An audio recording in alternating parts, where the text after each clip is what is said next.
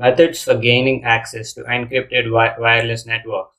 Gaining access to encrypted wireless networks like WEP, WEP, WPA, and WPA2 involves exploiting known vulnerabilities and using specific tools to capture and analyze data packets. The WEP encryption is relatively easy to break due to its weak initialization vectors and vulnerabilities of the RC4 stream cipher.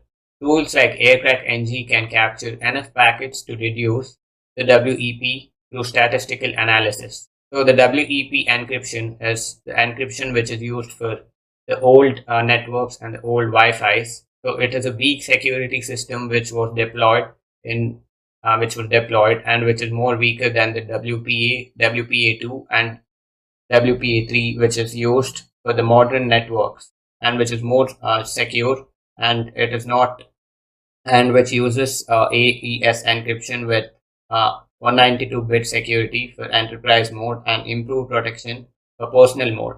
So the WEP cracking is also important because some of the Wi-Fi's will use WEP or will be using WEP. So it is important to learn how to crack WEP. And for WPA and WPA2, attackers often use deauth attacks to force a client to reconnect, capturing the four-way handshake in the process. With capturing the handshake, it is easy to get the full access to a Wi-Fi connection or a network. So these captured handshakes can then be subjected to dictionary attacks or brute force attempts using tools like AirCrackNG or Hashcat. Despite WPA2 being more secure, it can still be compromised through weak passwords or the crack vulnerability. Ethical considerations are paramount, and such activity should only be performed in controlled environments for educational purposes to enhance the security. So there are three types of networks which are used these days: the WPA, the WPA2, and the WPA3.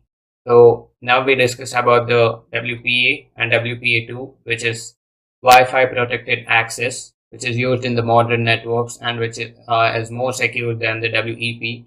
Let us discuss a bit more about the WPA3. So Wi-Fi protected access 3, which was started in 2018 and is the latest and most advanced Wi-Fi security protocol, and the encryption is AES. And the purpose of WPA3 is to provide stronger security, improve protection against brute force attacks, and better security for open network. And additional features which includes like WPA3 includes enhanced open, which provides encryption even on an open network, which ensures the past connection and even remains secure even if a password is compromised in the future. So the WPA3 is gradually being adopted and is recommended for new devices and networks. It addresses many of the vulnerabilities present in WPA3 and offers stronger security for WPA more than WPA2.